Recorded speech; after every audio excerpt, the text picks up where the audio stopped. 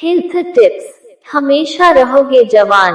यौगिक विज्ञान में कुछ ऐसे सरल उपाय हैं सेहत और स्वास्थ्य के लिए उत्तम है। 1. तांबे के बर्तन का पानी पिएं।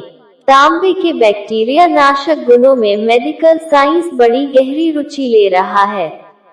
पिछले कुछ वर्षों में कई प्रयोग हुए हैं और वैज्ञानिकों ने यह मालूम किया है कि पानी की अपनी याददाश्त होती है। यह हर उस चीज को याद रखता है जिसको यह छूता है। पानी की अपनी स्मरण शक्ति होने के कारण हम इस बात पर ध्यान देते हैं कि उसको कैसे बर्तन में रखें। पहले सही तरह का खाना खाने की आदत डालें, तब उपवास की सोचें। अगर खाने की अपनी इच्छा को आप जबरदस्ती रोकने की कोशिश करेंगे तो यह आपके शरीर को हानि पहुंचाएगा। अगर आप पानी को रात भर या कम से कम 4 घंटे तक तांबे के बर्तन में रखें तो यह तांबे के कुछ गुण अपने में समा लेता है।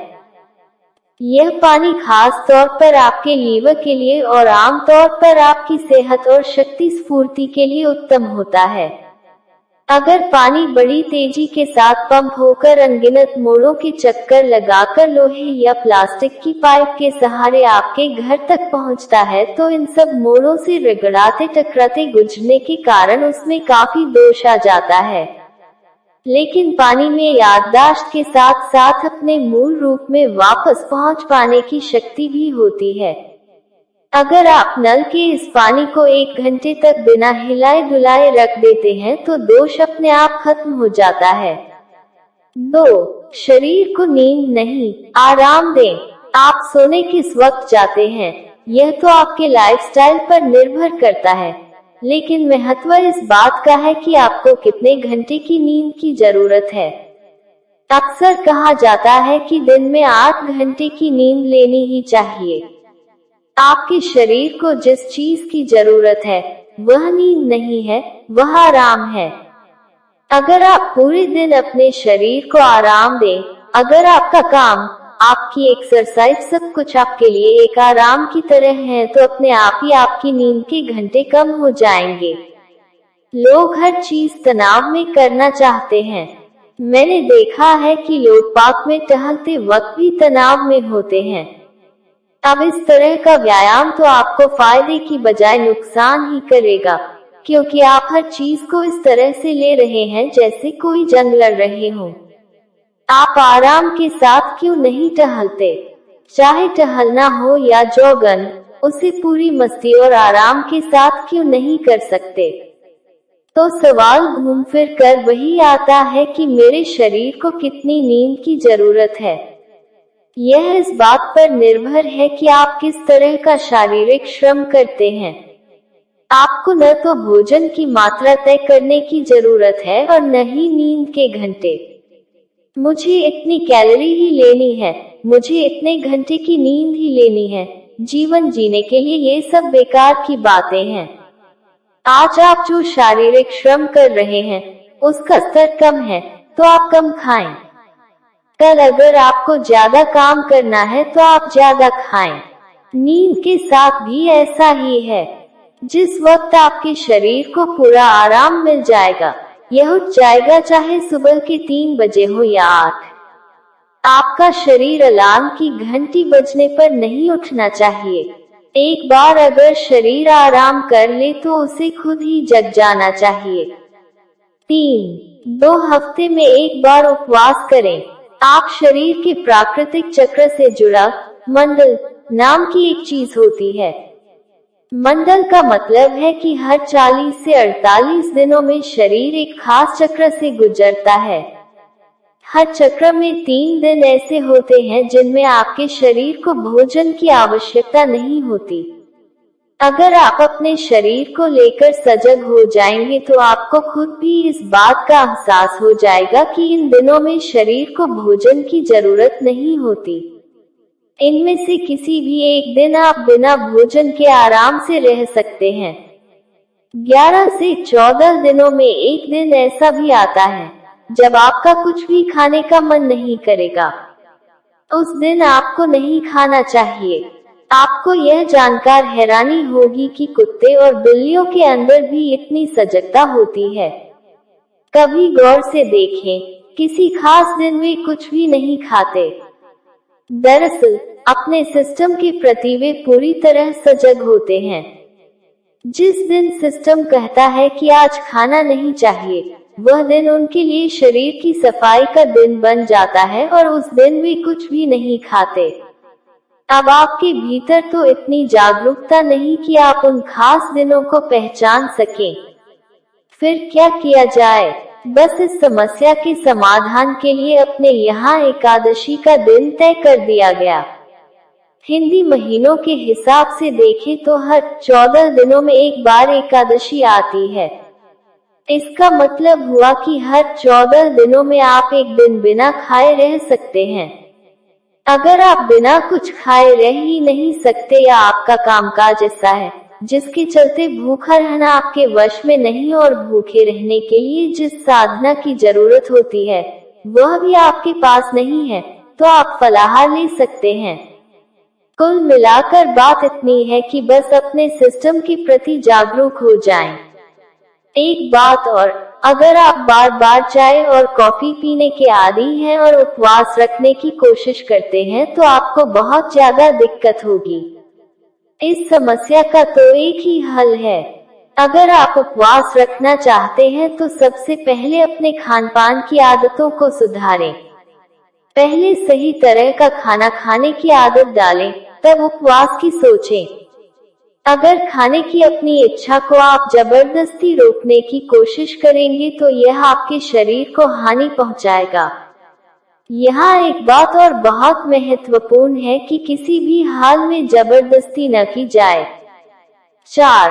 पीठ को सीधा रखकर बैठें। शरीर के भीतरी अंगों के आराम में होने का खास महत्व है। इसके कई पहलू हैं। फिलहाल हम इसके सिर्फ एक पहलू पर विचार कर रहे हैं। शरीर के ज्यादातर महत्वपूर्ण भीतरी अंग छाती और पेट के हिस्से में होते हैं। ये सारे अंग न तो सख्त या कड़े होते हैं और न ही ये नट या बोल्ट से किसी एक जगह पर स्थिर किए गए हैं। ये सारे अंग ढीले ढाले और एक जाली के अंदर झूल रहे से होते हैं। इन अंगों को सबसे ज्यादा आराम तभी मिल सकता है जब आप अपनी रीढ़ को सीधा रखकर बैठने की आदत डालें।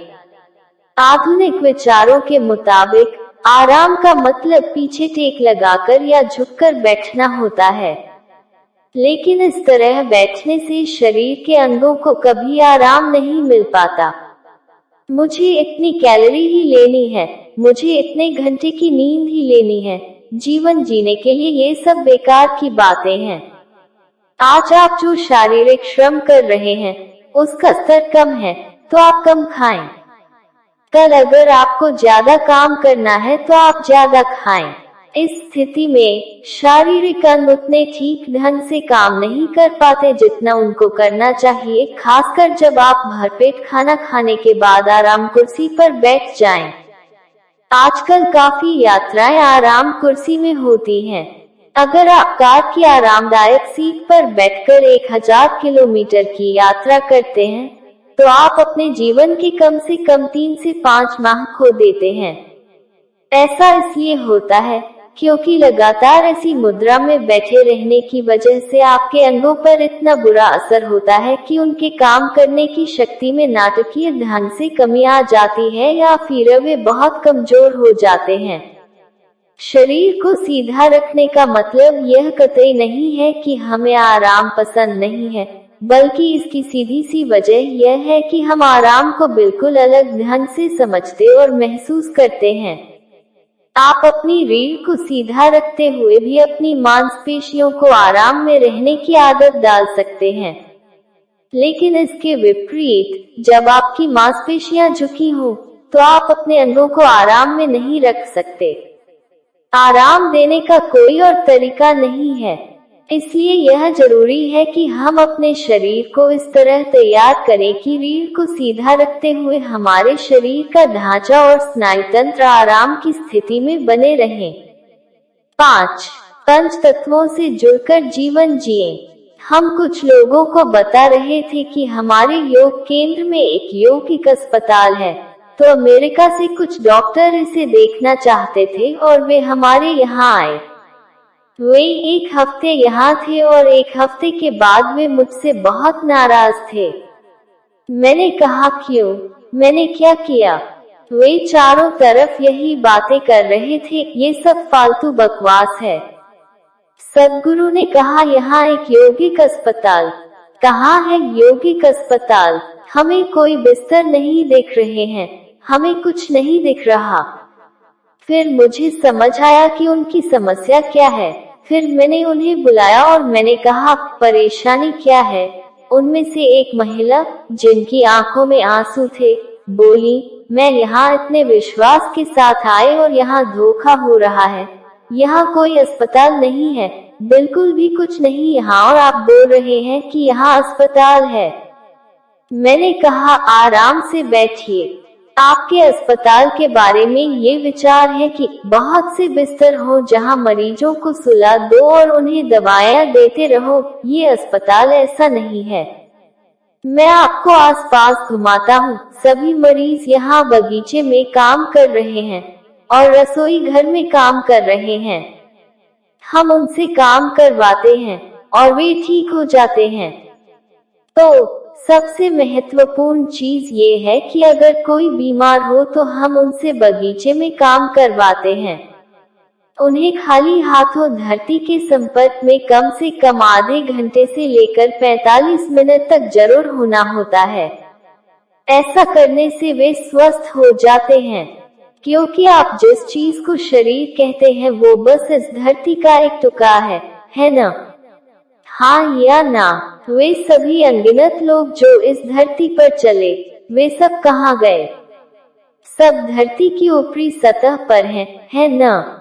ये शरीर भी धरती की सतह पर चला जाएगा, जब तक कि आपके दोस्त इस डर से कि आप फिर से न जाग जाएं, आपको बहुत गहरा न दफना दें।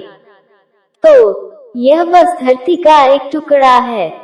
तो यह अपने सर्वोत्तम रूप में तब रहेगा जब आप धरती से थोड़ा संपर्क बनाकर रखें। फिलहाल आप हर वक्त सूट और बूट पहनकर 50वें फ्लोर पर चलते रहते हैं और कभी भी धरती के संपर्क में नहीं आते। ऐसे में आपका शारीरिक और मानसिक रूप से बीमार होना स्वाभाविक है। फिर मैंने उन्हें दिखाया, देखो इस व्यक्ति को दिल का रोग है, उस व्यक्ति को वो बीमारी है। मैंने सभी मरीजों से उनका परिचय कराया और फिर मरीज अपनी बातें बताने लगे। 3 हफ्ते पहले हम ऐसे थे और अब हमें बहुत अच्छा लग रहा है, हम अपनी बीमारी ही भूल गए हैं। और अब सभी मेडिकल मापदंड भी कह रहे हैं कि वे ठीक हैं। अमेरिकी डॉक्टर को यह विश्वास दिलाने में कि ये लोग सच में मरीज हैं, हमें बहुत मेहनत करनी पड़ी। हम उन्हें अच्छे काम में भी लगा रहे हैं। वीडियो अच्छी लगे तो लाइक, शेयर, कमेंट और चैनल को सब्सक्राइब जरूर करें। धन्यवाद।